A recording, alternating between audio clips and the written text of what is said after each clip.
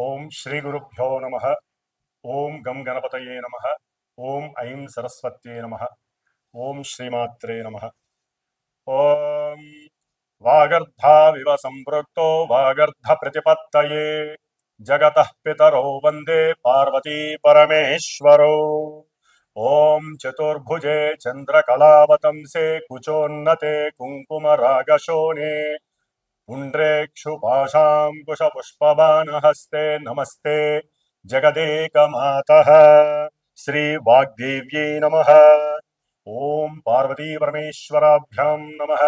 ॐ भास्कराय विद्महे महज्ज्योतिकराय धीमहि तन्नो आदित्यः प्रचोदयात्.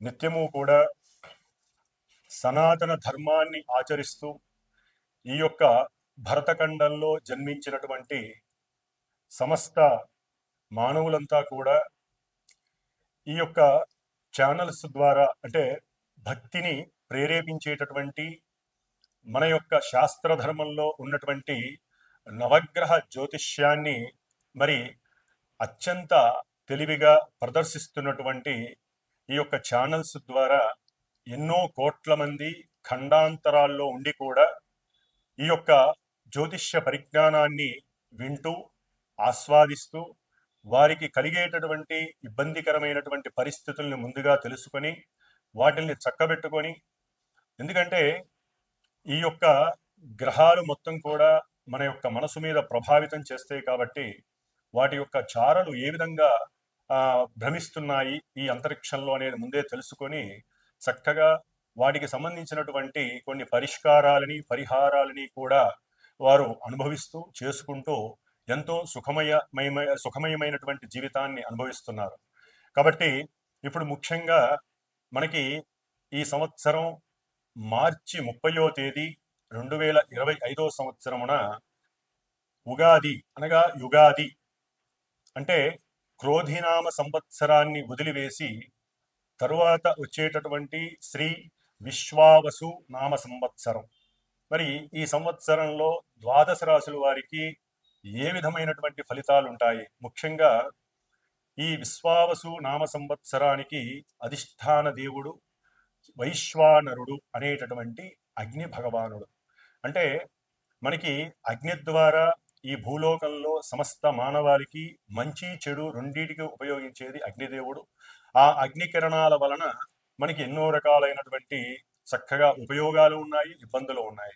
కాబట్టి అగ్నికి అధిష్టాన దేవుడు ఆ సూర్య భగవానుడు కాబట్టి ఆయన యొక్క కాంతి కిరణాలు లోకాలన్నీ కూడా చక్కగా ప్రకాశింపజేస్తూ లోకాన్ని సుభిక్షంగా ఉంటూ ఆరోగ్యాన్ని ప్రసాదిస్తూ సమస్త జీవరాశుల్ని కూడా పోషిస్తున్నటువంటి ఆ సూర్య భగవానుడికి శ్రీ విశ్వావసు నామ సంవత్సరంలో వచ్చేటటువంటి గ్రహాల యొక్క స్థితిగతులన్నీ కూడా ఆయన వలన రక్షించాలని మనస్ఫూర్తిగా కోరుకుంటూ, మరి ఈ యొక్క శ్రీ విశ్వావసు నామ సంవత్సరంలో ప్రజలందరూ కూడా తమ యొక్క కుటుంబాలలో ఉన్నటువంటి సమస్త జనులతో విశ్వాసంగా, భక్తితో, ప్రేమతో, ఎటువంటి గొడవలు కలహాలు లేకుండా వారికి ఉన్నటువంటి గ్రహస్థితి రీత్యా అంటే జన్మజాతకంలో వారు అనుభవిస్తున్నటువంటి గ్రహాల యొక్క దశలు కానీ, అంతర్దశలు కానీ, విదేశాల ద్వారా కానీ అవి ఇప్పుడు గోచారంలో గ్రహాలు పరిభ్రమిస్తున్నటువంటి నక్షత్ర అనుసారంగా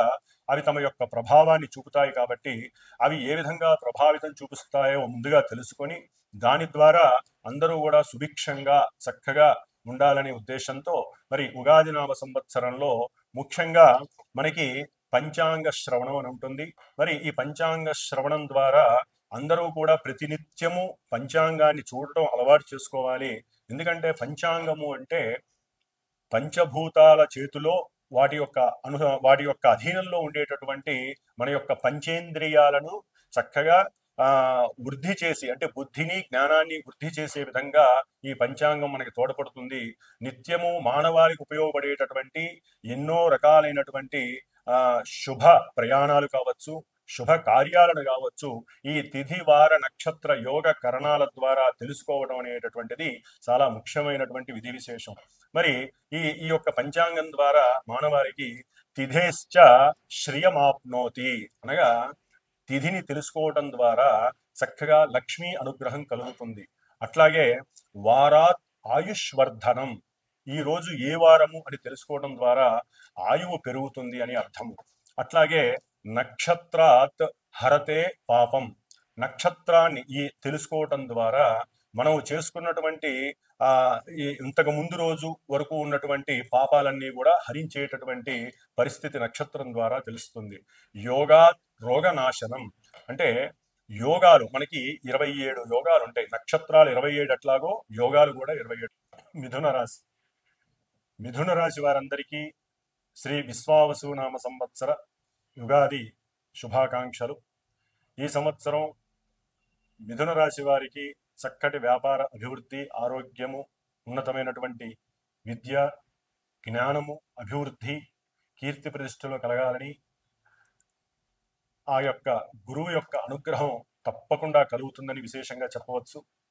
ఎందుకంటే మిథున రాశి వారికి రేపు మే 14వ తేదీ వరకు కూడా ఈ గురుడు 12వ రాశిలో ఉండటం ద్వారా వీరికి కలత్రపరంగా, అంటే భార్యాభర్తల మధ్య కొంత ఎడబాటు ఉన్నప్పటికీ, కుటుంబంతో కొంచెం సమస్యలు ఉన్నప్పటికీ కుటుంబం ద్వారా, అట్లాగే గృహ వాతావరణంలో వారికంటూ ఒక మాట ఉద్దిక లేకపోవటం, మాట వినేవారు లేకపోవటం వల్ల వీరు కొంత తమ యొక్క జ్ఞానాన్ని వారే పరీక్షించుకునేటటువంటి పరిస్థితికి ఎదగటం, వారి మాట ఇంట్లో నెగ్గకపోవటం, అట్లాగే మిథున రాశి వారికి ఆర్థికంగా కొన్ని ఇబ్బందులు కలగటం, ఆర్థికంగా నష్టపోవటం, భార్య బంధువుల ద్వారా లేదా భర్త యొక్క బంధువుల ద్వారా నమ్మి ధనాన్ని ఇవ్వటం ద్వారా కొన్ని ఇబ్బందులు కలగటం, బ్యాంకులో డబ్బులు కొంతమంది కోల్పోవటం, నష్టపోవటం, ఇలాంటివి ఎన్నో జరిగి ఉన్నటువంటి పరిస్థితులు కనిపిస్తున్నాయి.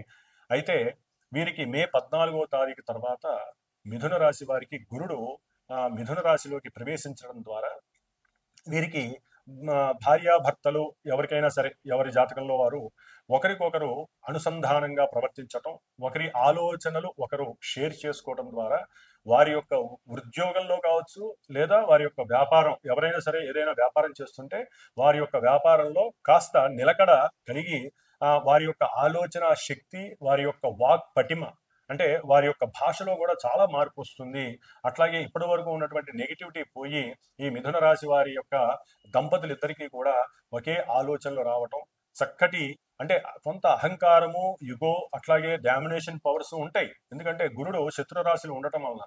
అయినప్పటికీ కూడా వారు సమయానికి సరైనటువంటి జ్ఞానాన్ని, వాక్కుని ప్రదర్శించి వారి యొక్క వ్యాపార విస్తరణ చేయడానికి ఎక్కువ తాపత్రయపడుతూ ఉంటారు. అట్లాగే ఉద్యోగంలో కూడా కొంత ప్రదేశ మార్పును కూడా వారు ఆస్వాదించాల్సి ఉంటుంది. దగ్గరగా చేస్తున్నటువంటి ఉద్యోగం నుంచి ఇంకో చోటికి వెళ్ళటం, లేదా ఉద్యోగంలో ప్రమోషన్ రావటం, ఇలాంటివి కూడా జరుగుతుంది. ముఖ్యంగా వీరికి మిథున రాశి వారికి సంతాన పరంగా కూడా కొంత ఆర్థిక లాభాలు కలిగే అవకాశం ఉంటుంది. ఉద్యోగరీత్యా కొన్ని అప్పుడప్పుడు ఇబ్బందులు కలిగేటటువంటి అవకాశం ఉంటుంది. ఆరోగ్యపరంగా కూడా వీరికి కంఠ సమస్యమైనటువంటి భుజాలపై సంబంధించినటువంటి ఇబ్బందులు కలిగే అవకాశం ఉంటుంది. ఎందుకంటే గురుడు మళ్ళీ నక్షత్రాలు మారినప్పుడల్లా కొన్ని ఫ్లక్చువేషన్స్ కలిగే అవకాశం మిథున రాశి వారికి ఉంటుంది. అట్లాగే ముఖ్యంగా అక్టోబర్ 18 తర్వాత ఈ మిథున రాశి వారికి గురుడు ఉచ్చ స్థితిని పొందుతాడు. కర్కాటక రాశిలో సొంత నక్షత్రంలో ఉన్నప్పుడు ఇక వారికి ధనపరంగా విపరీతమైనటువంటి ఆదాయం కలగడానికి ఎక్కువ అవకాశాలు ఉన్నాయి. ఎందుకంటే వారు చేసే వ్యాపారంలో వారు అనుకోకుండానే విపరీతమైనటువంటి ధనలాభం కలుగుతుంది. ముఖ్యంగా విదేశాల నుంచి కూడా వ్యాపారపరమైనటువంటి భాగస్వామ్యం కుదుర్చుకోవటం, ఒప్పందాలు చేసుకోవటం ద్వారా చక్కటి ఆదాయాన్ని చక్కగా నిర్వర్తిస్తూ ఉంటారు. అట్లాగే ఈ గురుబలం వలన అక్టోబర్ 18 తర్వాత కుటుంబంలో సత్సంతాన యోగాలు కలిగేటటువంటి పరిస్థితులు కనిపిస్తున్నాయి. ఉద్యోగ అవకాశాలు, వివాహ యోగాలు కూడా కనిపిస్తున్నాయి. కాబట్టి గురువు వీరికి అనుకూలమైనటువంటి పరిస్థితి అక్టోబర్ 18 తర్వాత ఉంది. అయితే శని రాహువులు దశమంలో ఉండటం చాలా విశేషమైనటువంటి పరిస్థితి. కాబట్టి వీరికి ఉద్యోగంలో దూర ప్రాంతాలకి ప్రమోషన్స్ రావటం, లేకపోతే అకస్మాత్తుగా ఉద్యోగంలో వెనకబడిపోవటం, ఉద్యోగంలో వారు చేస్తున్న స్థాయి నుంచి కిందకి పడిపోవటం, ఇట్లాంటివి ఎన్నో రకాలైనటువంటి ఫ్లక్చువేషన్స్ కూడా మిథున రాశి వారికి కనిపిస్తున్నాయి.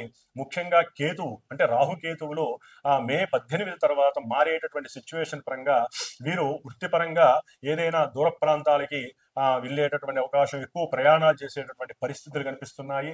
ముఖ్యంగా రాజకీయ నాయకులకి కూడా ఉన్నతమైనటువంటి యోగాలు కలగడానికి కూడా మిథున రాశి వారికి ఉన్నాయి.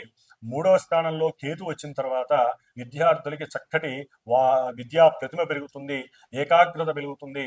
అట్లాగే ఈ కేతు యొక్క ప్రభావం వలన ఈ యొక్క మిథున రాశి వారికి అనుకున్న సంకల్పము సిద్ధి కలగటానికి గురువు యొక్క అనుగ్రహంతో పాటు కేతువు కూడా అనుగ్రహిస్తాడు. ఏదేమైనప్పటికీ మిథున రాశి వారికి కొన్ని కొన్ని నెలల యందు ఈ యొక్క గురువు ఫ్లక్చువేషన్స్ అవటం ద్వారా, అంటే అటు వృషభ రాశి, మిథున రాశి, కర్కాటక రాశి 3 రాశుల్లో ఆయన సంచారం వలన, అతిచారత్వం వలన మరి వీరికి కొన్ని నష్టాలు కలుగుతాయి, అఖండమైనటువంటి లాభాలు కలుగుతాయి. కాబట్టి హ్యాపీగా ఉండొచ్చు.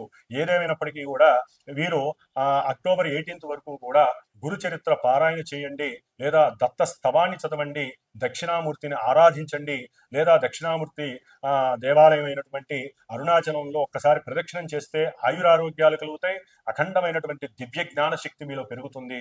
ఓం శ్రీమాత్రే నమః.